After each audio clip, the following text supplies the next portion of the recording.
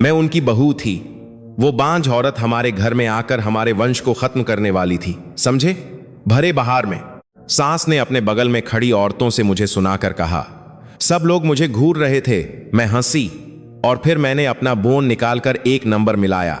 Hello, Bharat credit card, Sameer के नाम के सारे कार्ड तुरंत ब्लॉक कर दीजिए। यह कहानी 7 साल पहले शुरू हुई थी। कहानी शुरू करने से पहले कृपया सब्सक्राइब करें और लाइक करें। अगर आप कमेंट में बताएंगे कि आप यह कहां से सुन रहे हैं तो मैं आपके लिए सौभाग्य की प्रार्थना करूंगी। मेरी शादी 28 साल की उम्र में हुई। मेरे होने वाले पति समीर से मेरी मुलाकात एक जानने वाले के पुरिये हुई थी।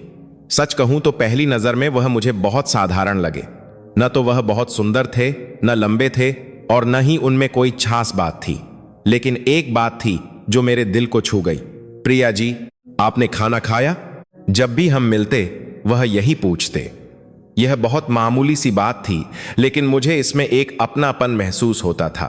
मेरे मायके में सब अपने कारोबार में व्यस्त रहते थे। मेरे माता पिता बचपन से ही बहुत व्यस्त रहे। मेरी माँ बुरी इंसान नहीं थी, बस वह बहुत व्यस्त थी। इसलिए जब कोई मुझसे पूछता था कि मैंने खाना खाया है या नहीं तो मुझे बहुत अच्छा लगता था। समीर की तरफ मेरे झुकाव की यही वजह थी। मुझे किसी दिखावे की जरूरत नहीं थी, बस एक अच्छे और नेकदिल इंसान की तलाश थी। जब हमारी शादी तय हो गई तो मैंने एक बात छिपाने का फैसला किया। मेरे मायके की आर्थिक स्थिति। मेरी माँ के दिल्ली में कई मकान थे और उनका कंस्ट्रक्शन का कारोबार भी था। मेरे नाम पर भी एक पूरी बिल्डिंग थी। सच कहूं तो हम काची अमीर थे। आप पूछेंगे कि मैंने यह क्यों छिपाया? क्योंकि मुझे डर था कि लोग मुझसे इसलिए रिश्ता नहीं जोएंगे कि मैं कैसी हूं, बल्कि मेरे पैसों के लिए जोएंगे। मैं चाहती थी कि मेरे ससुराल वाले मुझे मेरे पैसों के लिए नहीं, बल्कि एक इंसान के तौर पर अपनाएं। मैं एक साधारण बहू बनकर उनके घर जाना चाहती थी। आज जब मैं पीछे मुड़कर देखती हूं तो लगता है कि यह मेरी जिंदगी का सबसे मूर्खतापूर्ण फैसला था। जब मैं पहली बार अपनी सास से मिली तो उनका प्रभाव बुरा नहीं था। उन्होंने एक अच्छी साड़ी और मोतियों के झुमके पहने हुए थे और बहुत सलीके से तैयार थीं। प्रिया बेटा, हमारा समीर थोड़ा नासमझ है पर दिल का बहुत अच्छा है, उसका ख्याल रखना, ठीक है। यह कहते हुए उन्होंने मेरा हाथ कसकर पकड़ लिया। मुझे बहुत अपनापन महसूस हुआ। मैंने सोचा कि इस घर में सब ठीक रहेगा। हमारी शादी बहुत सादे तरीके से हुई। मेरे घर वाले एक बड़ी शादी करना चाहते थे, लेकिन मैंने उन्हें मना कर दिया। मैंने सोचा कि ससुराल वालों की इज्जत का भी सवाल है। इसके बजाय मैंने चुपचाप अपना दहेज तैयार किया और ससुराल के लिए घर खरीदने में भी मदद की। यह मुझसे किसी ने करने को नहीं कहा था। मैंने सोचा कि अब हम एक परिवार हैं तो यह मेरा फर्ज है। समस्या शादी के 1 साल बाद शुरू हुई। प्रिया बेटा, कोई दुश्मनी नहीं है, मेरी सास हर त्योहार पर पूछती थी। शुरू में वह मजाक में हंसते हुए कहती थीं, अभी नहीं माँ जी, कोई बात नहीं, अभी तुम लोग जवान हो, आराम से सोचो। शुरू में वह ऐसा ही कहती थीं, लेकिन 1 साल बीत गया, फिर 2 साल और उनके बात करने का तरीका बदलने लगा। प्रिया, तू डॉक्टर के पास गई थी? शादी को कितना समय हो गया? अभी तक कोई खबर नहीं। मैं अस्पताल गई, मैंने जांच करवाई। रिपोर्ट में कारण अज्ञात लिखा था। कोई स्पष्ट समस्या नहीं थी, लेकिन मैं गर्भधारण नहीं कर पा रही थी। डॉक्टर ने मुझे तनाव कम करने की सलाह दी। जब मैंने वह रिपोर्ट अपनी सास को दिखाई तो उन्होंने उसे कुछ देर तक घूर कर देखा और फिर कहा, अगर कारण अज्ञात है तो समस्या तुम्हारी तरह से ही होगी। हमारा समीर तो एकदम ठीक है। उस दिन से मेरी सास की आंखों में मेरे लिए नररत दिखने लगी। ससुराल का सारा काम स्वाभाविक रूप से मेरे ऊपर आ गया। सब्जी भाजी लाना, ससुर जी को अस्पताल ले जाना, त्योहारों की तैयारी करना, और इस प्रक्रिया में घर के वर्च से लेकर अस्पताल के बिल तक एक एक करके मेरे कार्ड से भुगतान होने लगे। इसकी शुरुआत तब हुई जब मैंने अपनी सास को बाम्हार जाने के लिए अपना कार्ड दिया था। माँ जी, यह इस्तेमाल कर लीजिए घर खर्च के लिए।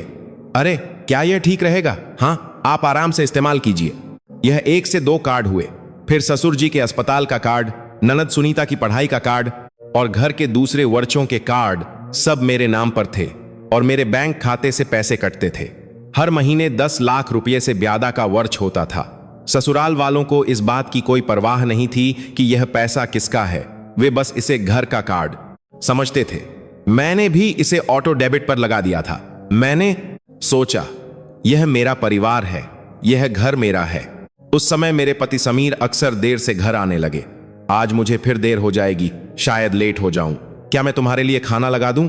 नहीं, मैं बाहर खा लूंगा। हफ्ते में 3-4 बार ऐसा ही होता था। वीकेंड पर भी वह दोस्तों से मिलने या ऑफिस के काम का बहाना बनाकर बाहर चले जाते थे। मुझे लगता था कि वह शायद व्यस्त हैं। मैंने सोचा कि नौकरी पेशा जिंदगी ऐसी ही होती है। मेरी सास भी यही कहती थी। समीर काम में व्यस्त है, आदमी बाहर मेहनत करेगा तभी तो पैसा कमाएगा। तुम घर का ध्यान रखो। जी माँ जी, मैं ध्यान रखूंगी। मैंने उनकी बात पर यकीन किया। मैंने घर संभाला 7 साल तक, लेकिन उस समय मुझे यह नहीं पता था कि जिस घर की मैं रक्षा कर रही थी, क्या वह सच में इस लायक था भी। तुम्हें पता है लोग मेरे बारे में क्या कहते हैं कि मेरी बहू बच्चे पैदा नहीं कर सकती। मुझे कितनी शर्मिंदगी होती है, तुम नहीं समझोगी। यह शादी के दूसरे साल की दिवाली की बात है। मेरी सास ने रसोई में मुझसे यह कहा, मेरे पीछे से। मैं पकौड़े तल रही थी, मेरे हाथ से पलटा कांपकर गिर गया। मांझ कर दीजिए माँ जी। मेरे मुंह से अनायास ही यह निकल गया। मुझे यह भी नहीं पता था कि मैं किस बात के लिए माफी मांग रही हूं। बस मैंने मांझी मांग ली। उस रात मैं बिस्तर पर आकर कंबल को कसकर पकड़े रही। मैं रोई नहीं, अभी नहीं। उस समय तक मुझे विश्वास था कि अगर मैं और मेहनत करूंगी तो सब बदल जाएगा। अगर बच्चा हो गया तो मेरी सास भी मुस्कुराएंगी, समीर भी जल्दी घर आने लगेंगे। 7 साल पहले मैं इतनी भोली थी। शादी के तीसरे साल से मेरी सास की बातें बदल गईं। ये सास की बातें जब शब्द ही शब्द शायब हो गया, उसकी जगह दूसरे शब्दों ने ले ली। इस घर में रहना है तो कुछ तो काम आओ। पहली बार जब मैंने यह सुना तो मैं बर्तन धो रही थी। मेरी सास ने मेरे पीछे से कहा। उन्होंने यह मुझसे सीधे नहीं कहा था। वह टीवी देखते हुए अपने आप से बड़बड़ा रही थीं। यह बात मुझे और भी यादा चुभी। ऐसा लगा जैसे वह मुझसे बात नहीं कर रही हैं, बल्कि एक सच्चाई बता रही हैं। बर्तन धोते हुए मेरे हाथ रुक गए, लेकिन मैं कुछ कह नहीं सकी। मुझे समझ नहीं आया कि क्या कहूं। उसके बाद मेरी सास और भी बेबाक हो गईं। बच्चे तो पैदा कर नहीं सकती, इस घर के लिए किया ही क्या है तुमने। समीर को देखकर मुझे तरस आता है। पड़ोस वाली बहू का दूसरा बच्चा भी हो गया और हमारे घर में सन्नाटा पसरा है। शुरू में जो बातें सिर्फ रसोई तक सीमित थीं, वे खाने की मेज तक आ गईं और फिर पूरे घर में फैल गईं। बाद में तो वह पान पर भी यही सब कहने लगी, मेरे सामने ही। हाँ, हमारी बहू है तो बहुत अच्छी, लेकिन बच्चे नहीं हैं तो घर बहुत सूना लगता है। ओन के दूसरी तरफ से किसी रिश्तेदार की आवाज आती, अरे अभी तक नहीं। जब मेरी ननद सुनीता छुट्टियों में भारत आती तो स्थिति और भी खराब हो जाती। सुनीता की विदेश में पढ़ाई का खर्च मेरे कार्ड से जाता था, लेकिन वह हमेशा मुझ पर ताने कसती थी। उसे यह भी नहीं पता था कि वह किसके पैसों पर ऐश कर रही है। भाभी, मैं सच कहूंगी, आपको मेरे भाई के लिए बुरा नहीं लगता। अगर उन्होंने किसी और से शादी की होती तो अब तक उनके 2 बच्चे होते। यह बात उसने सोफे पर बैठकर कही, अपने कीमती बैग को गोद में रखे हुए और मेरे ही काटे हुए फल खाते हुए। भाभी, आप तो हमारे घर के लिए कोई सौभाग्य भी नहीं ला सकी। मैं मुस्कुरा दी। जब समझ नहीं आता कि क्या कहें तो इंसान मुस्कुरा देता है। वह मुस्कुराहट कितनी दर्द भरी थी यह सिर्फ मैं जानती थी। शादी के चौथे साल की दिवाली थी। ससुराल के सारे रिश्तेदार इकट्ठा हुए थे। चाचा, बुआ, चचेरे भाई बहन, करीब 20 लोग। मैं सुबह से ही पकौड़े तल रही थी, सब्जियां बना रही थी और मेह लगा रही थी। हर त्योहार पर यही मेरा काम होता था। समस्या खाने के समय हुई। मेरी सास ने रिश्तेदारों के सामने बात छेड़ दी, हमारी बहू है ना, काम तो बहुत अच्छा करती है, हाथ बहुत तेज चलता है, लेकिन एक कमी है। रिश्तेदारों ने मेरी तरफ देखा। मैं उस समय सब्जी परोस रही थी। शादी को 4 साल हो गए, लेकिन अभी तक बच्चा नहीं है। डॉक्टर भी कहते हैं कि कोई कारण नहीं पता। मेरे हाथ में चम्मच कांप रहा था। हमारा समीर कितना परेशान रहता है। 30 साल के बाद हर आदमी बाप बनना चाहता है, यह तो स्वाभाविक है। रिश्तेदार असहज होकर मुस्कुराए। बुआ ने माहौल बदलने की कोशिश की। आजकल तो लोग देर से भी बच्चे पैदा करते हैं, लेकिन मेरी सांस रुकी नहीं। आजकल की बात नहीं है, 4 साल बहुत होते हैं। मैंने सब्जी का कटोरा नीचे रखा और सिर झुका लिया। मेरी आंखों में आंसू आने वाले थे। मुझे रोना नहीं था। अगर मैं यहां रोई तो मैं अपनी सांस से हार जाऊंगी। मैंने सोचा। उस दिन मैं बाथरूम में जाकर आईने के सामने खड़ी हुई। मेरी आंखें लाल हो गई थीं। आईने में दिख रही मैं जुद को बहुत दयनीय लग रही थी। मैंने क्या गलत किया है? यह ख्याल पहली बार मेरे मन में आया, लेकिन साथ ही एक और ख्याल आया, शायद सच में यह मेरी ही गलती है। आज जब मैं सोचती हूं तो वह सबसे डरावना पल था जब मेरी सांस की बातें मेरे अंदर घर कर गई थीं, जब मैं दूध को ही दोष देने लगी थी। उस समय तक मेरे पति लगभग घर पर नहीं रहते थे। हफ्ते में 3 बार की देर रात की शिफ्ट अब 4 बार होने लगी थी और वीकेंड पर भी काम बढ़ गया था। कभी कभी वह सुबह 2 या 3 बजे घर आते थे। उनसे शराब की गंध आती थी, लेकिन अजीब बात यह थी कि उनके कपड़ों से एक और खुशबू आती थी, इत्र जैसी मीठी सी खुशबू। समीर, आज फिर देर हो गई। हाँ, ऑफिस की पार्टी थी, तुम सो जाओ। यह सुनकर मैं दूसरी तरफ करवट ले लेती थी। मैंने कभी पूछा नहीं। मुझे डर लगता था कि अगर मैंने पूछा तो मुझे जवाब मिल जाएगा और वह जवाब ऐसा होगा जिसे मैं सह नहीं पाऊंगी। इसलिए मैंने अनजान बने रहना ही बेहतर समझा। मैं हर हफ्ते एक बार अपनी माँ को फोन करती थी। माँ, मैं ठीक हूं, खाना पीना तो ठीक से कर रही है ना? हाँ, सांस बहुत अच्छी तरह रखती हैं। यह एक झूठ था। मैं हर हफ्ते झूठ बोलती थी। मैं अपनी माँ को चिंता नहीं देना चाहती थी। माँ अपने कारोबार में व्यस्त थीं और मैं एक ब्याही हुई बेटी थी। मुझे लगा कि मुझे अपनी लाई जुद ही लानी होगी। प्रिया, कोई परेशानी तो नहीं है? तेरी आवाज़ कुछ उदास लग रही है। नहीं, बस थोड़ी सर्दी खांसी है, कोई खास बात नहीं। फोन काटने के बाद मैं देर तक चुपचाप बैठी रहती थी। इस घर में मेरा कोई अपना नहीं था। मेरी सास मुझे ताने मारती थी, मेरी ननद मेरा मड़ा उड़ाती थी और मेरा पति घर पर ही नहीं रहता था। मैंने अपनी माँ से झूठ बोला कि मैं जुश हूं। मुझे ऐसा लगा जैसे मैं दुनिया में अकेली हूं, फिर भी मैं डटी रही। आप पूछेंगे क्यों? क्योंकि मैं समीर से प्यार करती थी। कम से कम उस समय तक तो करती ही थी। मुझे विश्वास था कि अगर मैं और कोशिश करूंगी तो सब कुछ बदल जाएगा। अगर बच्चा हो गया तो मेरी सास भी मुस्कुराएंगी, समीर भी जल्दी घर आने लगेंगे। यह शादी के 5वें साल की बात है। मैंने अपनी सास को किसी से फोन पर बात करते हुए सुना, एक बांझ औरत घर में आ गई है, हमारा वंश ही खत्म होने वाला है। बांझ औरत, यह शब्द मेरे दिल में एक कील की तरह चुभ गया। एक ऐसी कील जिसे मैं निकालने की कितनी भी कोशिश करूं वह नहीं निकलती। मैं रसोई में खड़ी यह सब सुन रही थी। मेरे हाथ में आलू था। मैं आलू छीलते छीलते रुक गई और चुपचाप खड़ी रही। मैं रोई नहीं, इसके बजाय मैंने सोचा, मैं यहां क्यों हूं? लेकिन मैं इस सवाल का जवाब नहीं दे सकी। इसलिए मैंने फिर से आलू छीलना शुरू कर दिया। 5 साल तक मैं ऐसे ही जीती रही, बिना सवाल किए, बिना रोए, बस सहती रही, क्योंकि मैंने सोचा था कि यही परिवार होता है। शादी के 7वें साल, पतझड़ का मौसम था। उस रात मुझे प्यास लगी और मैं पानी पीने के लिए बाहर निकली। रात का करीब 1 बजा था।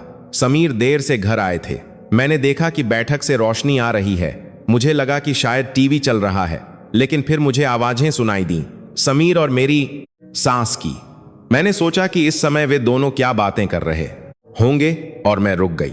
माँ, मुझे कुछ कहना है। यह समीर की आवाज़ थी, सामान्य से ज्यादा धीमी। मैं गलियारे की दीवार से सटकर खड़ी हो गई। मैं अंदर जाने ही वाली थी, लेकिन रुक गई। क्या बात है?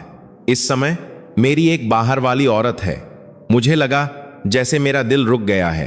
क्या तुम्हारी बाहर वाली औरत है और वह गर्भवती है? सन्नाटा छा गया। कुछ सेकंड या कुछ मिनट का सन्नाटा, मुझे नहीं पता। कितने महीने हो गए? मेरी सास ने पूछा। मुझे लगा था कि मेरी सास चिल्लाएंगी, कि वह कहेंगी यह क्या बकवास है, और समीर को थप्पड़ मारेंगी, लेकिन ऐसा नहीं हुआ। 3 महीने। क्या बच्चा उसी का है? यकीन है? हाँ, मेरा ही बच्चा है। फिर से सन्नाटा, और फिर मेरी सास ने कहा, अच्छा ही हुआ। मेरे पैरों तले जमीन खिसक गई।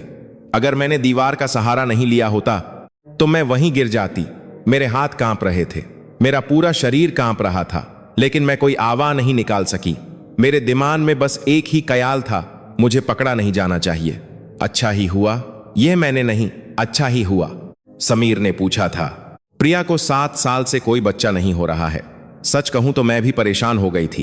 कितनी बार डॉक्टर के पास भेजा, लेकिन रिपोर्ट में कारण अज्ञात आता है। यह कोई बात हुई भला? चलो अब सब कुछ ठीक से निपटाते हैं। माँ तुम्हारी मदद करेगी, प्रिया से मैं बात करूंगी, तुम चुप रहना। मेरी सास की आवाज बहुत शांत थी, जैसे वह कल बाहर से खरीदने वाली चीजों की लिस्ट बना रही हो। 7 साल तक साथ रही बहू को घर से निकालने की बात वह इतने शांत तरीके से कर रही थी। मैं चुपचाप अपने कमरे में लौट आई। मैंने कंबल ओढ़ लिया और आंखें बंद कर लीं। नींद आने का तो सवाल ही नहीं था। छत घूम रही थी। मेरे दिमाग में मेरी सांस की आवाज गूंज रही थी। अच्छा ही हुआ, अच्छा ही हुआ, अच्छा ही नंबर बातें हुआ। 7 साल तक मेरी सास ने मुझे ताने मारे, बांझ औरत, घर का बोझ। लेकिन जब उनके बेटे ने बाहर किसी औरत से रिश्ता बनाया और उसे गर्भवती कर दिया तो उन्होंने गुस्सा नहीं किया, बल्कि वह पुश हुई। उस पल मुझे एहसास हुआ मैं इस घर में एक इंसान नहीं थी, मैं बच्चा पैदा करने वाली एक मशीन थी। जब मशीन खराब हो जाए तो उसे नई मशीन से बदल दिया जाता है, चाहे 7 साल हो या 10 साल, कोई बरास नहीं पड़ता। 3 दिन बाद शाम की बात है। मेरी सास ने मुझे बुलाया। उन्होंने मुझे खाने की मेज पर आमने सामने बैठने को कहा। समीर वहां नहीं थे, सिर्फ ननद सुनीता बगल में बैठी थी। प्रिया, बैठो, मुझे कुछ बात करनी है। मैं बैठ गई। मुझे पहले से ही पता था कि वह क्या कहने वाली हैं। समीर का बाहर किसी और से बच्चा होने वाला है। समीर का बाहर किसी और से बच्चा होने वाला है। मेरी सास ने कहा, मेरी आंखों में देखते हुए, बिना पलक झपकाए। मैं सच कहूंगी, तुमने 7 साल तक बच्चे को जन्म नहीं दिया। हम अपने वंश को खत्म तो नहीं कर सकते। मैं चुपचाप बैठी रही। चुपचाप यहां से चली जाओ, ठीक है? चुपचाप। 7 साल के रिश्ते को वह चुपचाप खत्म कर सकती हैं, ऐसी थी मेरी सास। माँ जी, इसमें मेरी तो कोई गलती नहीं है। मैंने बस इतना ही कहा। मेरा गला भर आया था और मैं और कुछ नहीं बोल सकी। मेरी सास ने सिर हिलाया। गलती हो या न हो, नतीजा तो कुछ नहीं निकला। सुनीता ने बगल से बात बढ़ाई। भाभी, अब जब ऐसा हो ही गया है तो अच्छा यही है कि आप दोनों शांति से अलग हो जाएं। भाई को भी तो बच्चे की जरूरत है। शांति से। सिर्फ मुझे छोड़कर सबके लिए अच्छी स्थिति को शांति से कह रही थी मेरी ननद। उस रात समीर कमरे में आए। दरवाजा खोलकर वह कुछ देर तक खड़े रहे। मैं बिस्तर पर बैठी थी। मैंने उनकी तरफ देखा। प्रिया, मुझे मां कर देना, सच में मुझे मां कर देना। 7 साल तक बाहर किसी और औरत से रिश्ता रखने, उसे गर्भवती करने और अपनी मां के साथ मिलकर अपनी पत्नी को घर से निकालने की साजिश रचने के बाद वह कह रहे थे, मुझे मान कर देना। समीर, बस एक बात पूछनी है, आप उस औरत से कब से मिल रहे हैं? समीर जवाब नहीं दे सके। उन्होंने मुंह खोला और बंद कर लिया। उन्होंने नौरें चुरा ली। जवाब देने की जरूरत नहीं है। मैं उठी। कोई भी कंपनी इतनी ज्यादा देर रात की शिफ्ट नहीं रखती। यह कहकर मैंने समीर का चेहरा देखा। वह पीला पड़ गया था। उनका चेहरा बता रहा था कि यह रिश्ता शादी से पहले का है। 7 साल तक मैंने इस इंसान पर भरोसा किया। मैंने देर रात की शिफ्ट की बात पर भरोसा किया, ऑफिस की पार्टी की बात पर भरोसा किया, व्यस्त हूं की बात पर भरोसा किया। उनके कपड़ों से आने वाली इत्र की खुशबू, वह मीठी खुशबू। अब मुझे समझ आया कि वह क्या थी। ठीक है, मैं चली जाऊंगी। मैंने इतना ही कहा। मैंने चिल्लाया नहीं, मैं रोई नहीं, मैंने चीखें नहीं फेंकी। आप पूछेंगे क्यों? क्योंकि मुझे समझ आ गया था कि इन 7 सालों में मैं क्या थी। चिल्लाने से कुछ नहीं बदलता। इन लोगों के लिए मैं सिर्फ एक खराब हो चुकी मशीन थी जो बच्चा पैदा नहीं कर सकती थी। एक खराब मशीन अगर चिल्लाएगी तो क्या बदलेगा? उस रात मैं सो नहीं सकी। मैं छत को देखते हुए सोच रही थी।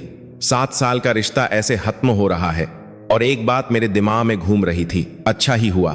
मेरी सास ने जो कहा था वह शब्द मेरे दिमाग में बार बार गूंज रहे थे। लेकिन अजीब का आपता है कि खतरा बत्ता है। बात यह है कि सुबह होते होते मुझे वह शब्द अलग तरह से सुनाई देने लगे। अच्छा ही हुआ। शायद यह बात मुझ पर भी लागू होती थी। इस घर से निकलना, इन लोगों से दूर जाना शायद मेरे लिए भी अच्छा ही था। इसलिए मैंने रोना नहीं चुना। तलाक की प्रक्रिया तेजी से आगे बढ़ी। मेरी सास ने पहले से ही एक वकील तय कर रखा था। जिस रात मैंने उन्हें बात करते हुए सुना था, या शायद उससे भी बहुत पहले से वह इसकी तैयारी कर रही थीं। दस्तावेज इतने साचो सुथरे थे, वे 1-2 दिन में तैयार नहीं किए गए थे। एक हफ्ते बाद ससुराल के बैठक में मेमह पर मुझे दस्तावेज मिले। एक वकील आया हुआ था। वह एक दुबला पतला चश्मा पहने हुए आदमी था। उसने मुझे एक बार देखा और फिर दस्तावेज खोले। यह आपसी सहमति से तलाक के दस्तावेज हैं। ग्वारा भत्ता का कोई प्रावधान नहीं है। मैंने दस्तावेजों को देखा। साज कागन पर घने अक्षर, 7 साल का रिश्ता इन कुछ पन्नों में सिमट गया था। ग्वारा भत्ता नहीं? तुमने ऐसा क्या किया है जो ग्वारा भत्ता मांगो? यह मेरी सास थीं। वह वकील के बगल में बैठी थीं, हाथ बांधे हुए मुझे घूर रही थीं। 7 साल तक इस घर में खाया, पिया, सोया, यही काशी है। शुक्र मनाओ, खाया, पिया, सोया, यही काई है। 7 साल तक सुबह उठकर ससुर जी की दवाइयां तैयार करना, सास का नाश्ता बनाना, हर त्योहार पर 20 लोगों का खाना बनाना और हर महीने 10 लाख रुपये से ज्यादा का अर्च अपने कार्ड से देना, और उसके बाद भी खाया, पिया, सोया, यही काई है। सुनीता ने बगल से कहा, भाभी सच कहूं तो मेरे भाई ने 7 साल तक इंतजार किया। आपको तो शुक्रगुजार होना चाहिए। गुहारा भत्ता मांगना तो ठीक नहीं है। 7 साल तक इंतजार किया, बाहर किसी और औरत से रिश्ता रखते हुए इंतजार किया था। समीर सोफे के कोने में बैठे थे, कुछ नहीं बोल रहे थे, सिर झुकाए बस अर्श को देख रहे थे। वकील मौजूद था, मां बात कर रही थी और बहन साथ दे रही थी, और वह खुद जिसने धोखा दिया, जिसने दूसरी औरत को गर्भवती किया, जिसके कारण यह तलाक हो रहा था, वह एक शब्द भी नहीं बोल रहा था। मैंने फिर से दस्तावेजों को देखा। ग्वारा भत्ता हाली, संपत्ति का बंटवारा हाली, बच्चे की परवरिश लागू नहीं क्योंकि कोई बच्चा नहीं था। मैंने पेन उठाया। प्रिया, सोच समझकर फैसला लेना, मेरी सास ने कहा। उनके लहजे में कुछ अजीब था, जैसे वह चिंता भी जता रही हों और साथ ही कह रही हों कि जल्दी खत्म करो। मैंने दस्तखत कर दिए। प्रिया, मैं ला सकती थी, धोखा समीर ने दिया था, इसलिए कानूनी तौर पर मैं महबूद थी। मैं ग्वारा भत्ता और संपत्ति में हिस्सा मांग सकती थी, लेकिन मैंने ऐसा नहीं किया। क्यों? क्योंकि उस समय मुझमें लड़ने की हिम्मत नहीं थी। 7 साल में मैंने अपनी सारी हिम्मत, सारे आंसू, सारी उम्मीदें खो दी थीं। मैं बस वहां से निकलना चाहती थी, इस घर से, इन लोगों से, जितनी जल्दी हो सके। उस दस्तावे पर अपना नाम लिखते ही मेरा दिमाग सुन्न हो गया। मुझे कुछ भी महसूस नहीं हो रहा था। तलाज की अरनी मंगूर होने में 1 महीना लगा। उस 1 महीने में मैंने अपना सामान बांधा। सामान के नाम पर कुछ जास नहीं था, कुछ कपड़े, कॉस्मेटिक्स, 2-3 किताबें और शादी की शुरुआत में ली गई एक तस्वीर। बस 7 साल का सामान एक सूटकेस में आ गया। मुझे अजीब लगा। मैं 7 साल तक वहां रही, लेकिन मेरा अपना कहलाने लायक कुछ भी नहीं था। ससुराल का सामान सब सास का था। फर्नीचर, उपकरण, सब कुछ ससुराल के नाम पर था। कुछ चीजें मैंने पड़ी दी थीं, लेकिन वे भी बहुत पहले इस घर का हिस्सा बन चुकी थीं। आखिरी दिन था। मैंने दरवाजे पर अपनी चप्पलें पहनी। सूटकेस का हैंडल पकड़कर मैं खड़ी हुई। मेरी सास बैठक में बैठी थीं। वह टीवी देख रही थीं। मुझे जाते हुए देखकर भी उन्होंने चैनल नहीं बदला। चुपचाप निकल जाना, यादा सामान मत ले जाना। वैसे भी तुम्हारा यहां कुछ जास है नहीं। हां, कुछ सांस नहीं था। इस घर में मेरा कुछ सांस नहीं था। 7 साल रहने के बाद भी। सुनीता अपने कमरे से बाहर निकली और बोली, भाभी, जाने के लिए कोई जगह तो है ना? मायके में भी तो कुछ जास नहीं है। मायके में भी कुछ जास नहीं है। मेरा मायका, जो हर महीने सुनीता की पढ़ाई के लिए 4 लाख रुपये देता था, वह कुछ जास नहीं था। मुझे हंसी आने वाली थी, लेकिन मैंने जुद को रोक लिया। अगर मैं यहां हंसती तो मुझे सब कुछ बताना पड़ता, और ये लोग उस लायक नहीं थे कि उन्हें कुछ बताया जाए। आप चिंता मत कीजिए। बस इतना कहकर मैंने दरवाजा खोला। प्रिया, मेरे पीछे से समीर की आवाज आई। वह शायद अपने कमरे से भागकर आए थे। उनकी आवाज कांप रही थी। मैं पीछे नहीं मुड़ी। अगर मैं रुकती तो मैं टूट जाती। अगर मैं पीछे मुड़ती तो मैं रो पड़ती। अगर मैं रोती तो मैं वहीं बैठ जाती, और अगर मैं बैठ जाती तो शायद और 7 साल वहीं गुजार देती। इसलिए मैं चलती रही। बिना पीछे देखे दरवाजा बंद हो गया। पीछे से मेरी सास की आवाज आई, जाने दो, अब नई बहू ले आएंगे। दरवाजा बंद होने के साथ यह आखिरी बात थी जो मैंने सुनी। लिफ्ट से मैं नीचे आई। लॉबी पार करके मैं बाहर निकली। हल्की गर्म हवा चल रही थी। पतझड़ का मौसम था। मैंने एक टैक्सी रोकी। कहाँ जाना है? ड्राइवर ने पूछा। 1 मिनट, मुझे समझ नहीं आया कि कहाँ जाना है। 7 साल बाद पहली बार मुझे खुद तय करना था कि मुझे कहाँ जाना है। दिल्ली। मैंने अपने मायके का पता बताया। टैक्सी चल पड़ी और ससुराल की बिल्डिंग धीरे धीरे छोटी होती गई। तब मैं रोई। 7 साल में मैं एक बार भी नहीं रोई थी। जब सास ताने मारती थी, जब सुनीता माती थी, जब समीर सुबह इत्र की खुशबू लगाकर घर आते थे, एक बार भी नहीं।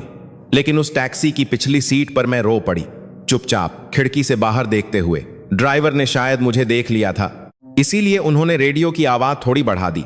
उन्होंने कुछ नहीं कहा। मुझे उनका यह व्यवहार अच्छा लगा। 7 साल का रिश्ता एक सूटकेस में था, और वह भी हल्का था। लेकिन उस टैक्सी में एक चीज थी जो मैं भूल गई थी। कार्ड, मेरी सास का डिपार्टमेंटल स्टोर का कार्ड, ससुर जी के अस्पताल का कार्ड, सुनीता की पढ़ाई का कार्ड, घरचा का कार्ड, सब मेरे नाम पर, मेरे बैंक खाते से। तलाक के समय मैं यह सब भूल गई थी। मैं इतनी जल्दी में थी कि मुझे यह सब सोचने का मौका ही नहीं मिला।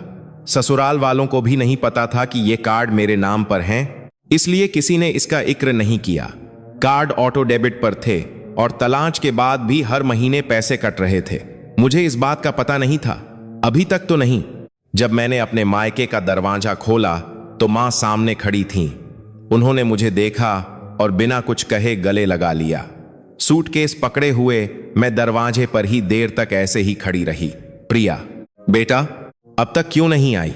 उनकी इस एक बात पर मैं फूट फूट कर रो पड़ी। टैक्सी में बहे आंसू सब कुछ नहीं थे। मां के गले लगकर 7 साल का सारा दर्द एक साथ बाहर आ गया। मां ने कुछ नहीं पूछा, बस मेरी पीठ थपथपाती रही जब तक मैं चुप नहीं हो गई। उस रात मैंने मां के हाथ की बनी दाल चावल खाई। मुझे अजीब लगा, मुझे खाने का स्वाद आ रहा था। मैंने सोचा कि क्या मैंने 7 साल तक ससुराल में खाना खाते हुए कभी स्वाद महसूस किया था? मुझे याद नहीं आया। मैं हमेशा तनाव में रहती थी, सांस की नजरों के डर से खाती थी। खाना गले से नीचे तो उतरता था, लेकिन स्वाद का पता नहीं चलता था। लेकिन मां के हाथ की बनी दाल चावल का स्वाद आ रहा था। बहुत स्वादिष्ट है, हाँ बहुत स्वादिष्ट है।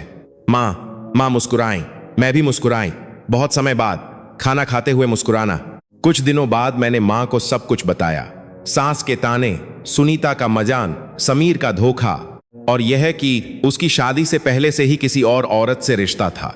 उस औरत के गर्भवती होने पर ससुराल वालों ने मिलकर मुझे घर से निकाल दिया, और 7 साल तक मैंने हर हफ्ते जोन पर मैं ठीक हूं का झूठ बोला। सब कुछ मां सुनती रही बिना कुछ कहे। वह चुपचाप बैठी सुनती रही। सब कुछ सुनने के बाद वह देर तक चुप रही। फिर उन्होंने मुंह खोला। उस घर ने तेरे साथ ऐसा किया? मां की आवाज कांप रही थी। 7 साल तक मेरी बेटी के साथ।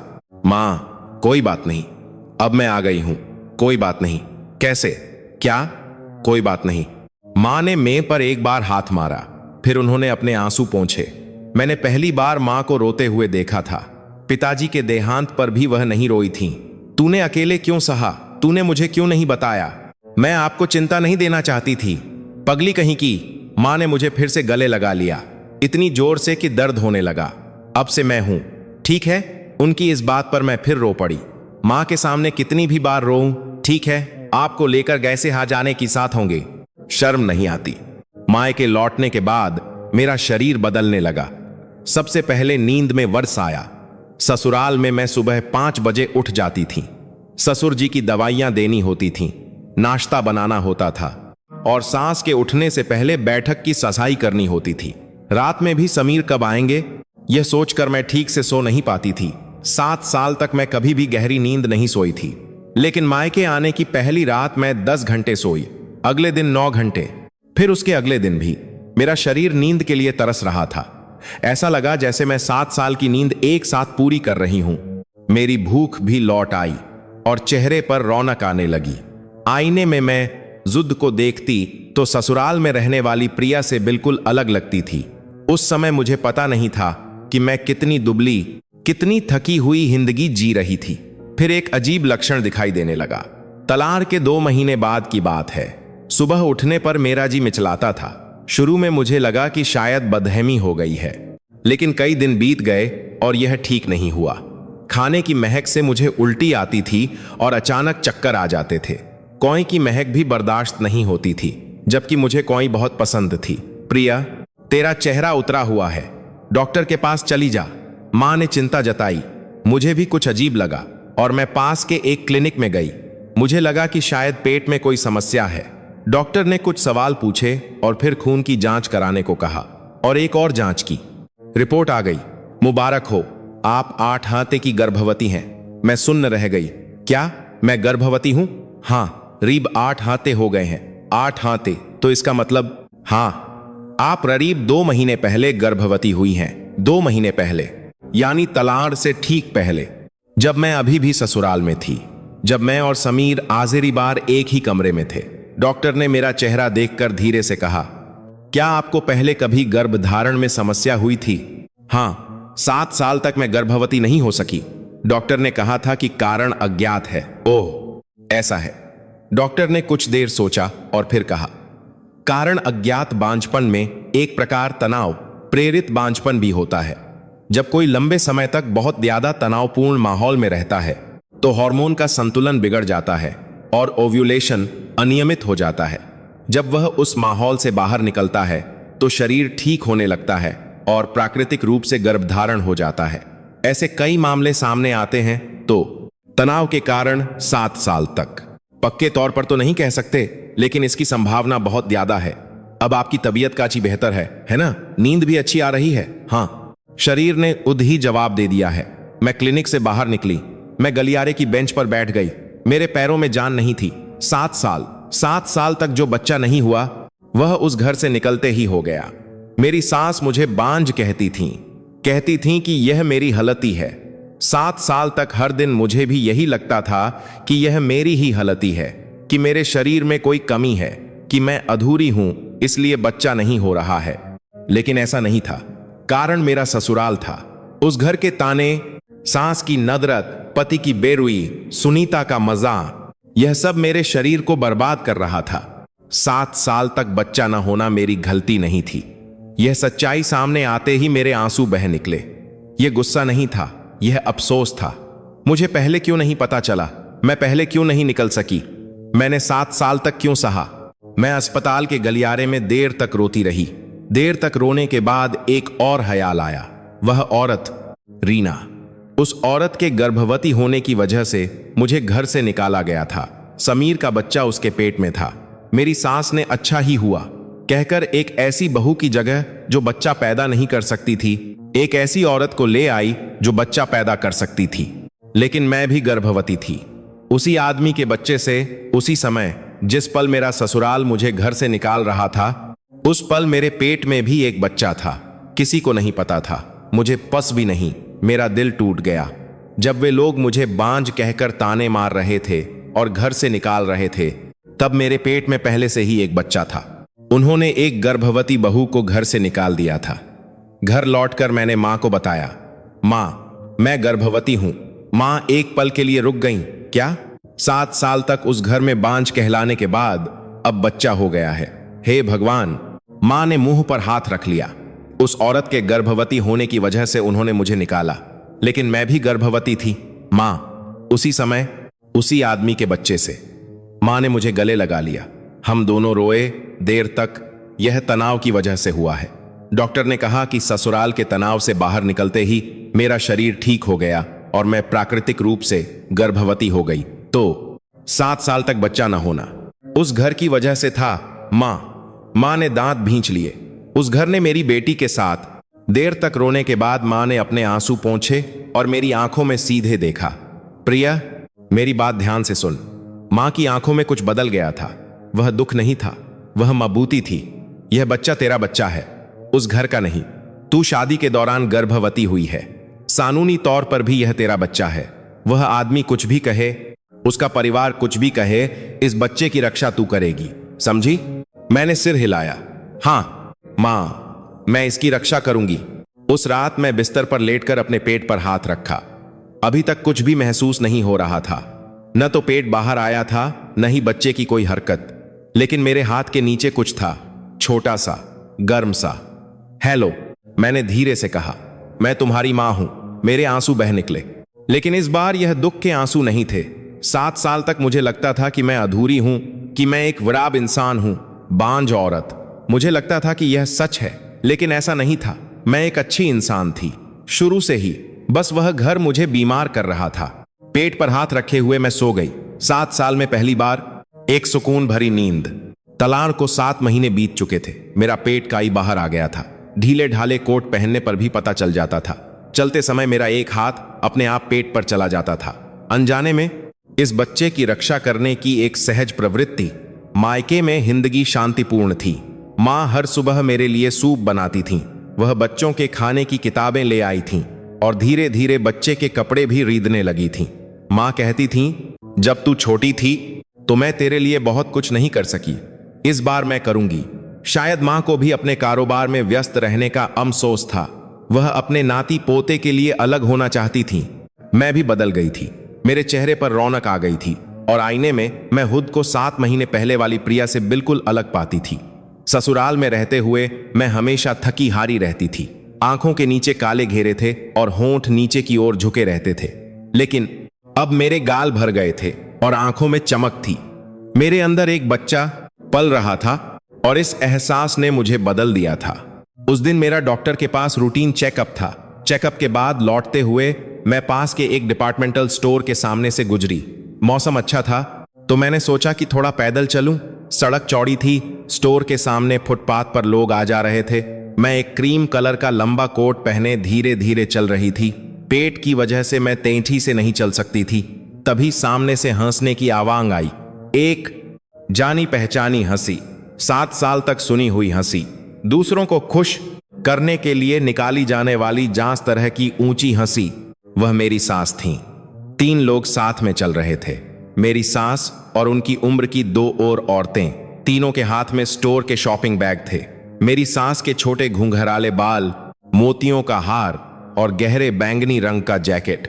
7 महीने पहले जैसा ही पहनावा। मैं एक पल के लिए रुक गई। मैंने सोचा कि क्या मैं वापस चली जाऊं। मैं उनसे मिलना नहीं चाहती थी अभी, इस हालत में तो बिल्कुल नहीं, लेकिन देर हो चुकी थी। मेरी सास ने मुझे पहले देख लिया था। हमारी नजरें मिलीं। मेरी सास एक पल के लिए रुकी, फिर अपनी सहेलियों की तरफ झुककर बोलीं, इस तरह से कि मैं सुन सकूं। जानबूझकर, यह मेरी पुरानी बहू थी। मेरा दिल डूब गया। एक बांझ औरत हमारे घर में आ गई थी। हमारा वंश ही झुककर होने वाला था, समझे? एक औरत ने मुझे देखा, ऊपर से नीचे तक। दूसरी ने मुंह पर हाथ रखकर कुछ फुसफुसाया। मेरी सांस रुकी नहीं। नई बहू तो आते ही गर्भवती हो गई। औरत अच्छी मिले तो घर बस जाता है, यह तो 7 साल तक बस रोटी ही तोड़ती रही। यह बानार के बीचों बीच हो रहा था। लोग रुककर हमें देखने लगे। मेरे सामने दिन दहाड़े 7 साल पहले दिवाली की मेह पर रिश्तेदारों के सामने बेहिनत करने वाली वही सांस। 7 महीने पहले तलाज के कागन हाथ देकर चुपचाप निकल जाओ कहने वाली वही सांस। आज सड़क पर मिली पुरानी बहू को अपनी सहेलियों के सामने हलील करने कहीं 5 महीने में ला जा रही थी। 7 साल बीतने पर भी कुछ लोग नहीं बदलते। मेरा खून खौल उठा। यह गुस्सा था। 7 साल तक दबाया हुआ, निगला हुआ गुस्सा मेरे अंदर से उबल रहा था, लेकिन मैंने चिल्लाया नहीं। इसके बजाय मेरे दिमाग में कुछ कौंधा। अचानक, अनायास, कार्ड। ससुराल से निकलते समय मैं जो भूल गई थी, तलाश के समय जो मुझे एक बार भी याद नहीं आया था। मेरी सास का डिपार्टमेंटल स्टोर का कार्ड, ससुर जी के अस्पताल का कार्ड, सुनीता की पढ़ाई का कार्ड, घर रर्च का कार्ड, सब मेरे नाम पर थे। सब मेरे बैंक खाते से कट रहे थे। 7 महीने से। तलाश के बाद भी हर महीने मेरा दिमाग अचानक सांझ हो गया। गुस्से से धुंधली हुई नौरें अचानक सांझ हो गईं। यह औरत जो अभी मेरा मांझा उड़ा रही है, उसके हाथ में जो शॉपिंग बैग है, वह भी मेरे कार्ड से रीदा गया है। मुझे घर से निकालकर बांझ कहकर मेरा मजाक उड़ाते हुए वह अभी भी मेरे पैसों से शॉपिंग कर रही है। 7 साल तक भी और तलाश के बाद भी। मुझे हंसी आ गई। सच में हंसी आ गई। जबरदस्ती की नहीं, बल्कि सच में। यह स्थिति इतनी बेतुकी, इतनी हास्यास्पद थी। मैंने अपने हैंडबैग से बोन निकाला। मेरी सास अभी भी अपनी सहेलियों से कुछ कह रही थीं, मेरी तरफ इशारा करते हुए, लेकिन अब मुझे उनकी बातें सुनाई नहीं दे रही थीं। मैंने एक नंबर मिलाया। Hello, Bharat credit card. मेरी आवाज कांपी नहीं, आश्चर्यजनक रूप से शांत थी। जी मैडम, मैं आपकी क्या मदद कर सकता हूं? प्रिया के नाम से जो कार्ड हैं, उन सभी को तुरंत ब्लॉक कर दीजिए। सारे कार्ड ब्लॉक करने हैं मैडम। कृपया पुष्टि करें। हाँ, सारे। मैंने जोन काट दिया। मैंने अपनी सास की तरफ देखा। वह अभी भी हंस रही थीं, अनजान। मैं भी मुस्कुराई और फिर मैं मुड़ गई, धीरे धीरे, अपने पेट को सहलाते हुए। मेरे पीछे मेरी सास की हंसी की आवाज धीरे धीरे कम होती गई। उस शाम मैं मां के घर पर रात का खाना खा रही थी कि मेरा बोन बजा। एक अनजान नंबर था। नहीं, यह अनजान नंबर नहीं था। यह वह नंबर था जिसे मैं 7 महीने पहले तक रोज देखती थी। मेरे ससुराल का लैंडलाइन नंबर। मैंने फोन नहीं उठाया। 1 बार, 2 बार, 3 बार, चौथी बार समीर के नंबर से फोन आया, वह भी मैंने नहीं उठाया। 5वीं बार मेरी सास के मोबाइल से फोन आया, मैंने उठा लिया। प्रिया। मुझे लगा जैसे मेरा कान का पर्दा फट जाएगा। मेरी सास चिल्ला रही थी, कार्ड क्यों नहीं चल रहा है? डिपार्टमेंटल स्टोर में पेमेंट नहीं हो रहा है। मुझे लोगों के सामने कितनी शर्मिंदगी उठानी पड़ी, तुम्हें पता है? लोगों के सामने शर्मिंदगी। मैंने शांति से जवाब दिया, माँ जी, लोगों के सामने शर्मिंदा होना कैसा लगता है, अब आपको समझ आया? वोन के दूसरी तरफ सन्नाटा छा गया। और हाँ माँ जी, भारत क्रेडिट कार्ड में वोन करके पूछिए कि वह कार्ड किसके नाम पर है। क्या? मेरे नाम पर है माँ जी। सारे क्या कह रही हो? ससुर जी के अस्पताल के अर्ज का कार्ड भी, सुनीता की पढ़ाई का कार्ड भी, आपका डिपार्टमेंटल स्टोर का कार्ड भी, घर अर्ज का कार्ड भी, सब प्रिया के नाम पर, प्रिया के बैंक खाते से 7 साल तक, और तलाक के बाद 7 महीने तक। हर महीने 10 लाख रुपये से ज्यादा कट रहे थे। मेरी सास कुछ नहीं बोल सकी। मैं तो भूल ही गई थी, तलाक के समय इतनी जल्दी में थी। लेकिन आज आपकी वजह से याद आ गया। आपने मुझे सड़क पर जो हलील किया, उसकी वजह से शायद मुझे आपका शुक्रिया अदा करना चाहिए। प्रिया, मैंने सब ब्लॉक कर दिए हैं। अब आप मेरे पैसों से शॉपिंग नहीं कर पाएंगी। मैंने फोन काट दिया। मेरे हाथ कांप रहे थे, मेरा दिल भोर भोर से धड़क रहा था, लेकिन मुझे कोई अफसोस नहीं था। माँ सामने बैठी मुझे देख रही थी, उन्होंने सब सुन लिया होगा। प्रिया, हाँ माँ, बहुत अच्छा किया। माँ मुस्कुराई, मैं भी मुस्कुराई। उस रात मेरे फोन पर 28 मिस्ड कॉल थी। ससुराल का लैंडलाइन, सास का मोबाइल, समीर, सुनीता का व्हाट्सएप पर मैसेज भी आया था, भाभी कार्ड क्यों नहीं चल रहा है? यहां पेमेंट रिजेक्ट हो गया। पागल हो गई हो क्या? किराया देना है। मैंने मैसेज पढ़ा और जोन नीचे रख दिया। 7 साल तक हर महीने 4 लाख रुपये सुनीता की पढ़ाई के लिए मेरे कार्ड से कटे थे, यह जाने बिना कि यह पैसा किसका है। यह 4 ऊन को वह मुझे बदकिस्मत बहू और बांझ कहकर ताने मारती थी। अब समझ आया होगा सुनीता कि वह किस्मत किसकी थी। मैंने खिड़की से बाहर देखा तो चांद निकला हुआ था। मैंने अपने पेट पर हाथ रखा। बच्चे ने लात मारी, कोंग करके, एक छोटी लेकिन मजबूत हरकत। मां ने आज बहुत अच्छा काम किया है, मैंने धीरे से कहा। कार्ड बंद करवाने के अगले दिन से ही ससुराल का घर ढहने लगा। पहला वोन सुनीता का आया। तलाक के बाद पहली बार मैं सुनीता की आवाज सुन रही थी, 7 महीने बाद। लेकिन यह आवाज पहले की तरह ताने मारने वाली सुनीता की नहीं थी। भाभी, कार्ड नहीं चल रहा है, वह रो रही थी। यहां का किराया मैं कार्ड से देती थी, लेकिन पेमेंट नहीं हुआ। मकान मालिक ने कहा है कि इस हफ्ते तक पैसे नहीं दिए तो घर जाली करना पड़ेगा। भाभी, मैं क्या करूं? शाम 30 भी था। मैं फोन कान से लगाए चुपचाप सुनती रही। भाभी, प्लीज कार्ड फिर से चालू करवा दो, प्लीज। मेरी गलती थी, मैंने उस समय बहुत बुरा बर्ताव किया था, है ना? भाभी, मैं माजी मांगती हूं। हर महीने अपनी पढ़ाई के लिए 4 लाख रुपए मेरे कार्ड से इस्तेमाल करने वाली और मुझे बदकिस्मत बहू कहने वाली, कार्ड बंद होते ही मारी मांग रही थी। सुनीता, हाँ, क्या तुम्हें पता है कि वह पैसा किसका था? क्या?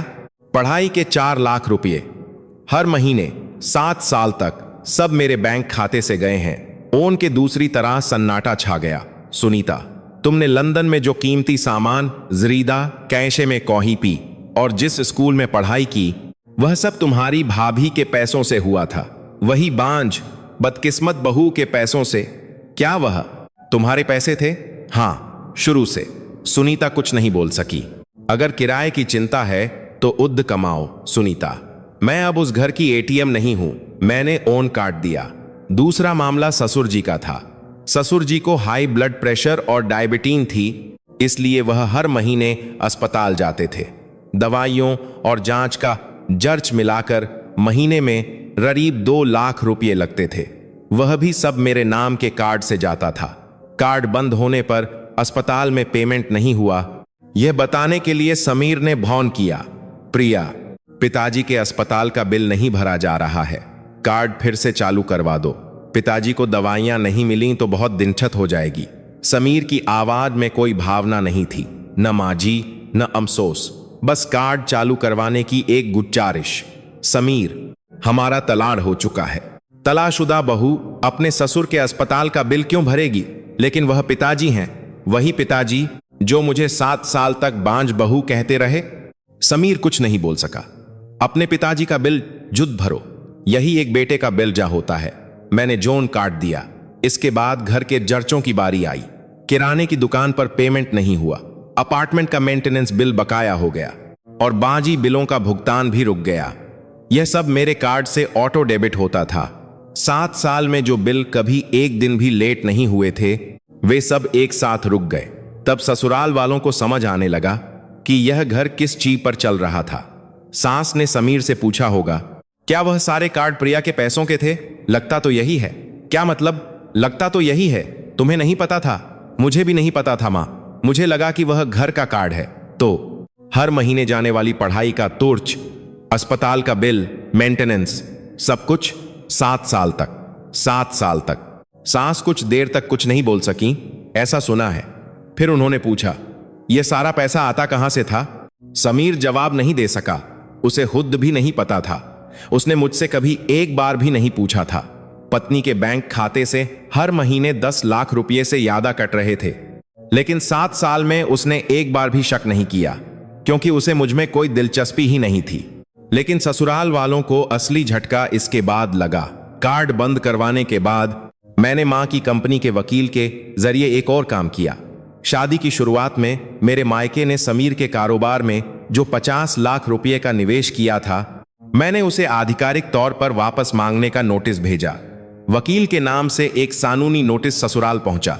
समीर ने होन किया, प्रिया यह क्या है? निवेश वापस? अगर तुम अभी ऐसा करोगी तो मेरा कारोबार बंद हो जाएगा। समीर, क्या तुम्हें पता है कि वह निवेश कहां से आया था? वह मेरे मायके से आया था। शादी की शुरुआत में जब तुमने कारोबार शुरू करने की बात की थी तो मां ने मदद की थी। तुम्हारी मां ने? हाँ, तुम्हें यह भी नहीं पता था, है ना? अब हमारा तलाक हो चुका है तो पैसे वापस लेना स्वाभाविक है। अपने कारोबार का तुम खुद देखो। उस समय से अफवाहें फैलने लगी। ससुराल के आस पड़ोस में उस बहू का मायका तो करोड़पति है, कंस्ट्रक्शन का कारोबार है, अरबों की संपत्ति है। उस घर की बहू तो जुद एक अमीर हादी थी। सास ने यह खबर सुनकर समीर से पूछा होगा, प्रिया का मायका, क्या उनके पास बिल्डिंगें हैं? मुझे भी अभी अभी पता चला। क्या तुम्हें शादी के समय नहीं पता था? प्रिया ने बताया ही नहीं। उसने 7 साल तक यह बात छिपाकर रखी। सास कुछ देर तक चुपचाप बैठी रही, ऐसा सुना है। और फिर वह बड़बड़ाई, हमने उस लड़की से क्या क्या कहा था? बांझ औरत, घर का बोझ, बदकिस्मत बहू, एक करोड़पति की बेटी को जो हर महीने 10 लाख रुपए का अर्ज उठा रही थी। 7 साल तक यही सब कहा था। लेकिन असली झटका यह नहीं था। उसके 1 महीने बाद मैंने एक बच्चे को जन्म दिया, एक स्वस्थ बेटा। यह खबर ससुराल तक पहुंच गई। कैसे पहुंची यह मुझे नहीं पता। किसी ने कहा कि समीर के ऑफिस के किसी दोस्त ने बताया, किसी ने कहा कि पड़ोस के किसी आदमी ने बताया। सास ने यह बर सुनकर समीर को बुलाया होगा। समीर, हाँ मां, प्रिया ने एक बच्चे को जन्म दिया है। क्या कहते हैं कि वह मेरा बच्चा है? समीर कुछ नहीं बोल सका। यह कैसे हो सकता है? वह शादी के दौरान गर्भवती हुई थी, तलाक से ठीक पहले। तो जब हमने उसे घर से निकाला था तब वह पहले से ही गर्भवती थी। सन्नाटा। सास कुर्सी पर बैठ गईं, ऐसा सुना है। 7 साल तक उसने कहा था कि बच्चा नहीं हो रहा है। डॉक्टर ने कहा था कि कारण अज्ञात है।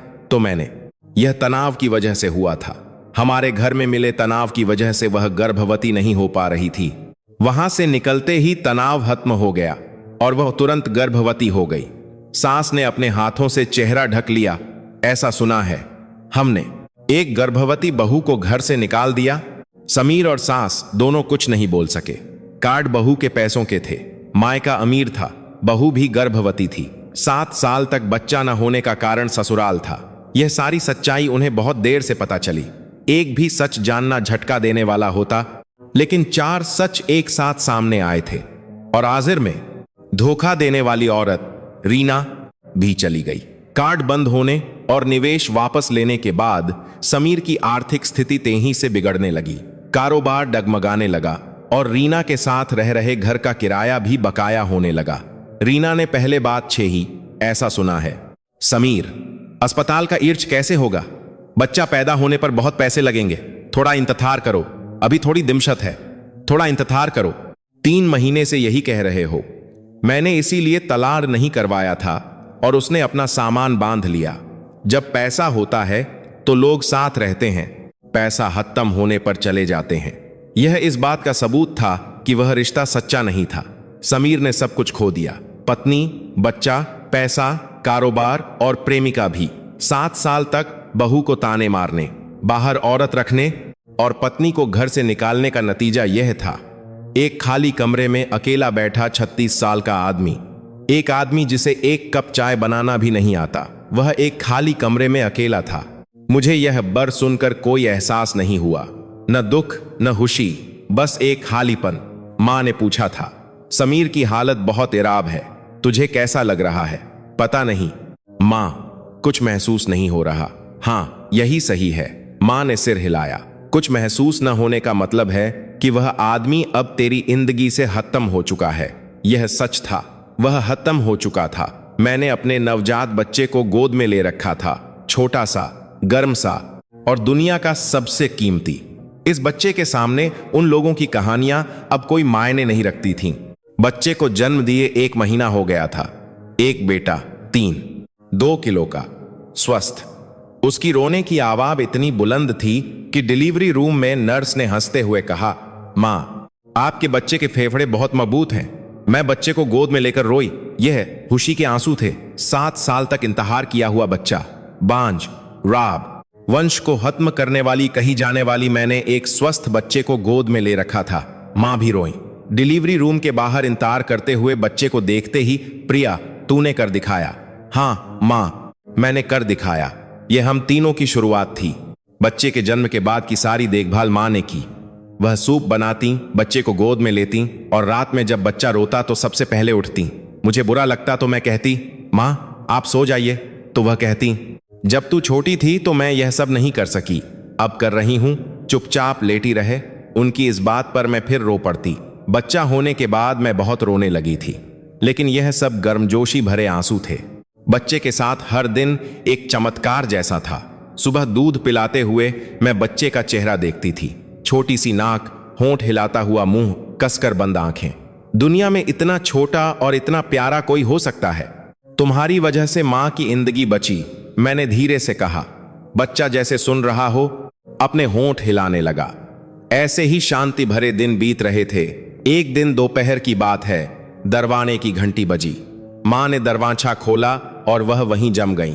कौन है आप? मैं समीर हूं आंटी जी। वह समीर था। मैं अंदर के कमरे में बच्चे को दूध पिला रही थी। मुझे मां की आवाज़ सुनाई दी, हमारे घर क्या काम है? प्रिया से बस एक बार बात करनी है। नहीं, मां की आवाज़ बहुत सख्त थी। प्रिया अभी बच्चे की देखभाल कर रही है, जो भी बात करनी है वकील के बारिए करो। आंटी जी बस एक बार। मुझे आंटी जी मत कहो, अब कोई रिश्ता नहीं है। दरवाजा बंद होने की आवाज़ आई, लेकिन समीर गया नहीं। वह दरवाजे के बाहर खड़ा रहा। 30 मिनट, 1 घंटा। मां ने मुझसे कहा, प्रिया वह आदमी अभी भी बाहर है, क्या करना है?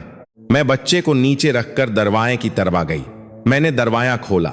समीर खड़ा था। 7 महीने पहले वाले समीर से बिल्कुल अलग। चेहरा दुबला हो गया था, दाढ़ी बढ़ी हुई थी, सूट की जगह एक मुड़ी तुड़ी जैकेट पहने हुए था। आंखों के नीचे गहरे काले घेरे थे। प्रिया, जो भी कहना है जल्दी कहो, मुझे बच्चे को देखना है। नहीं, वह मेरा बच्चा है। इस बात पर मैं एक पल के लिए रुक गई। मेरा बच्चा, 7 साल तक बच्चा न होने पर आहें भरने वाला आदमी, बाहर किसी औरत को गर्भवती करके अपनी पत्नी को घर से निकालने वाला आदमी, गर्भवती पत्नी को अनजान सड़क पर छोड़ देने वाला आदमी। वह आदमी कह रहा था, मेरा बच्चा। समीर, पिता होने का मतलब क्या होता है तुम्हें पता है? 7 साल तक बच्चा न होने पर आहें भरना पिता होना है। बाहर औरत रखकर अपनी पत्नी को घर से निकालना पिता होना है। गर्भवती पत्नी को घर से निकालकर भी अनजान रहना पिता होना है। समीर ने सिर झुका लिया। मुझे माफ कर दो, माफ करने की बात मत करो। यह शब्द मैं 7 साल में इतनी बार सुन चुकी हूं कि अब ऊब गई हूं। प्रिया, उस औरत ने मुझे छोड़ दिया। मुझे पता था पैसे खत्म हो गए तो चली गई। अब मेरे पास कोई नहीं है। मेरे पास सिर्फ तुम हो। प्रिया, जब मेरे पास सिर्फ तुम थे तब तुमने मुझे छोड़ दिया था। यह बात मेरे गले तक आ गई। लेकिन मैंने चिल्लाया नहीं। मैंने शांति से कहा, समीर, जब मेरे पास सिर्फ तुम थे तब तुमने मुझे छोड़ दिया था। समीर ने सिर उठाया। उसकी आंखें लाल हो गई थीं। उस समय मेरे पास कोई नहीं था। सांस से खलील होकर एक सूटकेस लेकर टैक्सी में अकेले रो रही थी। उस समय तुम कहां थे? समीर, उस औरत के घर पर थे ना? समीर मुंह नहीं खोल सका। जाओ यहां से, और कोई बात नहीं करनी। मैंने दरवाजा बंद कर दिया। समीर दरवाजे के बाहर कुछ देर खड़ा रहा और फिर चला गया। उसके कदमों की आवाज दूर होती गई। मुझे कुछ महसूस नहीं हुआ। 7 महीने पहले होता तो मैं रो पड़ती, लेकिन अब नहीं, क्योंकि वह आदमी मेरी जिंदगी से भस्म हो चुका था। 1 हफ्ते बाद दरवाजे की घंटी फिर बजी। मां ने इंटरकॉम पर देखा और मेरी तर मुड़ी। प्रिया, तुम्हारी सांस है। मेरा दिल एक बार धड़का, लेकिन बस उतना ही। मैं देखती हूं। मैंने दरवाजा खोला। सांस खड़ी थी। डिपार्टमेंटल स्टोर वाले कपड़े नहीं थे। एक पुरानी बेज रंग की पैडिंग जैकेट और काली पैंट। मोतियों का हार भी नहीं था। बाल खुले हुए और बिखरे हुए थे। मेकअप भी नहीं किया था। 7 महीने पहले सड़क पर मेरा मजाक उड़ाने वाली उस औरत, और इस औरत को एक मानना मुश्किल था। प्रिया, सांस की आवाज फटी हुई थी। माँ जी, आप यहां कैसे? मुझे कुछ बात करनी थी। सांस ने मुझे देखा और फिर वह धीरे धीरे घुटनों के बल बैठ गई। दरवाजे के सामने कंक्रीट के अर्श पर 65 साल की सांस मेरी जलती थी। प्रिया, मैं नीचे देखती रही, कुछ नहीं बोली। 7 साल तक मैंने तुम्हें बहुत बुरा भला कहा, बांझ कहा, घर का बोझ कहा। सब मेरी गलती थी। सांस की आंखों से आंसू बह रहे थे। वापस आ जाओ, जूम हलक कंधे लिए। प्रिया, प्लीज। मैं सांस को चुपचाप देखती रही। 7 साल तक मुझे हलील करने वाली औरत घुटनों के बल बैठी थी, रो रही थी, वापस आने के लिए कह रही थी। लेकिन अजीब बात है, मुझे दुख नहीं हुआ, न ही खुशी हुई। बस एक बात जानने की इच्छा हुई। माँ जी, एक बात पूछूं? सास ने मेरी तरह देखा। आप बच्चे के लिए आई हैं या पैसों के लिए, या फिर इसलिए कि वह औरत चली गई और अब कोई और चारा नहीं है? सास ने मुंह खोला और बंद कर लिया। वह जवाब नहीं दे सकी।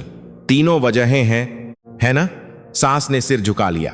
मुझे पता था कि यह औरत सच्चे दिल से माछी मांगने नहीं आई है। बच्चा समीर का छून है इसीलिए, पैसे की जरूरत है इसीलिए, धोखा देने वाली औरत चली गई और अब नई बहू भी नहीं है इसीलिए। माँ जी, अगर आपने बच्चे को देखा होता तो आप जानती। सास ने सिर उठाया। उन्होंने बच्चे को देखा नहीं था। मैंने जानबूझकर ऐसा कहा। स्वस्थ बेटा है, 2 किलो का। इतना होर से रोता है कि पूछो मत। सास का चेहरा बिगड़ गया। आपको पता है कि यह बच्चा शादी के दौरान हुआ है, एक थानूनी रिश्ते में। थानूनी तौर पर भी यह मेरा बच्चा है। हाँ, पता है। आपको याद है आपने मुझसे क्या कहा था? बांझ, घर का बोझ, 7 साल तक, हर दिन। लेकिन माँ जी, मैं एक कदम आगे बढ़ी। मैं उस घर से निकलने के बाद पहली बार मुझे खाने का स्वाद पता चला। सास ने मुझे देखा। मैं चैन की नींद सोई। 7 साल में पहली बार, और फिर बच्चा हो गया। 7 साल तक जो बच्चा नहीं हुआ था वह उस घर से निकलते ही हो गया। सास के होंठ कांप रहे थे। अब आपको समझ आया कि कमी किसमें थी माँ जी? सास जवाब नहीं दे सकी। कारण आपका ससुराल था, कारण आप थी माँ जी। 7 साल तक बच्चा न होना मेरी गलती नहीं थी, बल्कि आप मुझे बीमार कर रही थी। सास ने अपने हाथों से चेहरा ढक लिया। यह बच्चा मेरा बच्चा है। मैंने साच कहा। आपने मुझे बांझ कहकर घर से निकाला था। अब वही बांझ बच्चा पैदा कर लाई तो आपको खून का रिश्ता याद आए। गया हमारा पोता। प्रिया, आप जाइए माँ जी। सांस उठ नहीं सकी। वह घुटनों के बल बैठी सिर झुकाए रहीं। तभी पीछे से बदमों की आवाज आई। सुनीता थी। वह सांस के पीछे खड़ी थी। कब आई पता नहीं। विदेश से लौटी हुई लग रही थी। पहले की तरह कीमती कपड़े नहीं थे। एक साधारण पैडिंग जैकेट और जूते। चेहरा काई दुबला हो गया था। भाभी, मेरी भी गलती थी। मैंने उस समय बहुत बुरा बर्ताव किया था। मैंने जो कहा था कि तुम बदकिस्मत हो, उसके लिए मैं सच में माजी मांगती हूं। मुझे सच में नहीं पता था कि वह सारा पैसा तुम्हारा था। मैंने सुनीता की तरस देखा। पढ़ाई के 4 लाख रुपये हर महीने 7 साल तक सब मेरे कार्ड से गए थे। उस पैसे से लंदन में पढ़ाई करके कीमती सामान खरीद कर कहे में कौही पीते हुए अपनी भाभी को बदकिस्मत कहने वाली सुनीता। हाँ, माजी मांगने की बात कार्ड बंद होने से पहले सोचनी चाहिए थी। सुनीता ने सिर झुका लिया। अगर पढ़ाई की चिंता है तो जुद कमाओ, पार्ट टाइम जॉब कर सकती हो। मैं अब उस घर की सदस्य नहीं हूं। सुनीता कुछ नहीं बोल सकी। मैंने फिर से सास की तरह देखा। माँ जी, आजिर एक बात कहनी है। सास ने सिर उठाया। आपको अपनी गलती का एहसास है, यह मैं मानती हूं, मैं उसे स्वीकार करती हूं। लेकिन माँ जी, मैं वापस नहीं जाऊंगी उस घर में, कभी नहीं। प्रिया, मैं उस घर में 7 साल तक मर मर के जी रही थी। वहां से निकलकर मुझे नई जिंदगी मिली है। बच्चा भी इसीलिए हुआ है। अगर मैं फिर से उस घर में गई तो मैं भी मर जाऊंगी और यह बच्चा भी। सास ने मुंह बंद कर लिया। आप जाइए। मैंने दरवाजा बंद कर दिया। सास बंद दरवाजे के सामने कुछ देर खड़ी रहीं। मैंने इंटरकॉम कैमरे से देखा। घुटनों के बल बैठकर उठी, फिर दरवाजे के सामने खड़ी रहीं देर तक। फिर वह मुड़ी। धीरे धीरे उनकी पीठ झुकी हुई थी। बहू मेरी हल्लती थी। उनकी बेबभाने की आवाज इंटरकॉम से सुनाई दी। मैंने इंटरकॉम का स्क्रीन बंद कर दिया और अंदर के कमरे में लौट आई। बच्चा सो रहा था, छोटी सी मुट्ठी भींचे हुए, गहरी नींद में सोता हुआ चेहरा। मेरे आंसू निकल आए। यह तुषी के आंसू थे कि ये आप नींद अभू या दुख के या सुकून के, मुझे नहीं पता। शायद सब कुछ मिला जुला था। मैं बच्चे के पास लेट गई। मैंने उसका छोटा सा हाथ पकड़ा। मां तुम्हारी रक्षा करेगी, मैंने धीरे से कहा। कोई कुछ भी कहे, आजिर तक। इसके बाद वकील के जरिए सब कुछ निपट गया। समीर ने बच्चे पर अपना हे जताया। अदालत ने उसकी अर्जी जारिज कर दी। धोखेबारी का इतिहास, बच्चे को छोड़ने का इतिहास और गर्भवती पत्नी को अनजान में घर से निकालने का मामला। अदालत के फैसले के अनुसार वह पिता बनने के अयोग्य था। गुआरा भत्ता फिर से तय किया गया। समीर का धोखा तलाक का मुख्य कारण मानते हुए गुआरा भत्ता का ही बढ़ा दिया गया। तलाक के समय मैंने ऐसा क्या किया है जो गुआरा भत्ता दूं? कहने वाली सास की बात कितनी गलत थी, यह कानून ने साबित कर दिया। मेरे मायके से लगाया गया 50 लाख का निवेश भी पूरा वापस मिल गया। ससुराल की आर्थिक स्थिति पूरी तरह से चरमरा गई। समीर का कारोबार बंद हो गया और ससुराल का अपार्टमेंट आराम में डूब गया। सास की डिपार्टमेंटल स्टोर की शॉपिंग बंद हो गई। सुनीता को अपनी पढ़ाई बीच में ही छोड़कर वापस आना पड़ा। हमें एक सुरक्षा आदेश भी मिला। ससुराल का कोई भी सदस्य मुझसे या मेरे बच्चे से बर्दस्ती संपर्क नहीं कर सकता या हमारे पास नहीं आ सकता। सब कुछ खत्म हो गया। 7 साल लगे, लेकिन अंत उम्मीद से ज्यादा साफ सुथरा था। मां ने कहा, प्रिया अब सब ठीक है, अब सिर जा आगे देखो। हाँ मां, अब सिर जा आगे देखूंगी। 1 साल बीत गया। बच्चे का पहला जन्मदिन आया। उसने चलना शुरू कर दिया था। अभी भी लड़खड़ाता था, लेकिन मेरा हाथ पकड़कर एक एक कदम आगे बढ़ाना दुनिया का सबसे बड़ा काम लगता था। मां, मां। जिस दिन उसने पहली बार मां कहा, मैं रसोई में उसके लिए खाना बना रही थी। पीछे से यह आवाज आई। मैंने मुड़कर देखा तो बच्चा दोनों हाथ फैलाए खड़ा था। मैंने चम्मच नीचे रखा और दौड़कर उसके पास गई। मैंने उसे गोद में उठा लिया। हाँ, मां है, मां। मेरे आंसू निकल आए फिर से। बच्चा होने के बाद मैं सच में बहुत रोने लगी थी, लेकिन यह सब गर्मजोशी भरे आंसू थे। मां बगल में खड़ी हंस रही थी। प्रिया, तू आजकल बहुत रोने लगी है। आप भी तो रो रही हैं। मैं तो बुढ़ापे की वजह से रो रही हूं। हम दोनों हंस पड़े। बच्चा भी साथ में हंसने लगा। यह जाने बिना कि क्या मजा है। मैंने मां की कंपनी में काम करना शुरू कर दिया। कंस्ट्रक्शन का कारोबार था। मुझे कुछ नहीं पता था। शुरू में मैंने दस्तावेजों को संभालने का काम किया। कॉन्ट्रैक्ट पढ़ना, साइट की भाषा सीखना, ग्राहकों से बात करना, एक एक करके सब कुछ सीखा। मां ने मुझे सिखाया, खुद प्रिया यह ऐसे करते हैं, ध्यान से देख। मां एक कारोबारी थी। घर में वह एक प्यारी नानी थी, लेकिन ऑफिस में वह एक तेम तर्रार बॉस थी। मैंने उस मां के नीचे काम सीखा। शुरू में मुश्किल हुई, बच्चे को पालना, काम सीखना, लेकिन अजीब बात है, मैं थकती नहीं थी। ससुराल में 7 साल तक हर सुबह 5 बजे उठकर ससुर जी की दवाइयां तैयार करना, सास का खाना बनाना, त्योहारों पर 20 लोगों का खाना बनाना और हर महीने 10 लाख रुपए से ज्यादा का ऋण उठाने के बाद भी मुझे घर का बोझ कहा जाता था। उस समय मैं चाहे कितना भी करूं, थक जाती थी। लेकिन अब बात अलग थी। मैं जो काम कर रही थी वह मेरे नाम से था, मेरे बच्चे के लिए था। उतनी ही मेहनत करने पर भी मैं थकती नहीं थी। पहचान मिलने का एहसास इतना अलग होता है। बच्चा तेंद ही से बढ़ रहा था। जन्मदिन की पार्टी छोटी सी रखी, माँ, मैं और माँ की कंपनी के कुछ रीबी लोग, बस ससुराल वालों को नहीं बुलाया। बच्चे ने गोद भराई की रस्म में स्टेथोस्कोप उठाया। माँ हंस पड़ी, लगता है यह डॉक्टर बनेगा। माँ, कुछ भी बने, बस स्वस्थ रहे। हाँ, वह सबसे जरूरी है। बच्चा स्टेथोस्कोप को मुंह में डालने की कोशिश कर रहा था तो मैंने जल्दी से छीन लिया। सब हंस पड़े। यह होता है परिवार। मैंने सोचा, ससुराल में त्योहार एक जंग की तरह होते थे। 20 लोगों का खाना बनाने के बाद भी एक शब्द तारीन का नहीं मिलता था। खाना परोसने के बाद सिर शिकायतें मिलती थीं। दाल में नमक ज्यादा है, पकौड़े मोटे हैं। लेकिन इस छोटी सी जन्मदिन की पार्टी में माँ ने सूप बनाया, मैंने केक काटा और बच्चा हंसा। बस इतना ही था, लेकिन यही खुशी थी। कभी कभी ससुराल की बबरें सुनने को मिलती थीं। समीर ने कारोबार बंद करके एक छोटी सी कंपनी में नौकरी कर ली है। एक कमरे के मकान में अकेले रहता है। धोखा देने वाली औरत रीना ने किसी और आदमी से रिश्ता बना लिया है, ऐसी अफवाह थी। समीर का बच्चा होने का दावा करने वाली वह औरत आखिरकार बच्चे को लेकर चली गई। सास का फांसी बूढ़ी हो गई है। सुनीता पढ़ाई छोड़कर वापस आ गई है और उनके साथ रहती है। ससुर जी के अस्पताल का पुर्च समीर अपनी तन्नवाह से देता है। यह सब सुनने पर मुझे कुछ महसूस नहीं होता था, न दुख न खुशी, जैसे किसी और दुनिया की कहानी हो। एक शाम बच्चे को सुलाकर मैं बैठक में बैठी थी। माँ, एक कप चाय ले आई? प्रिया, हाँ माँ, वुश है। मैंने एक पल के लिए सोचा। मैंने 1 साल पहले के बारे में सोचा।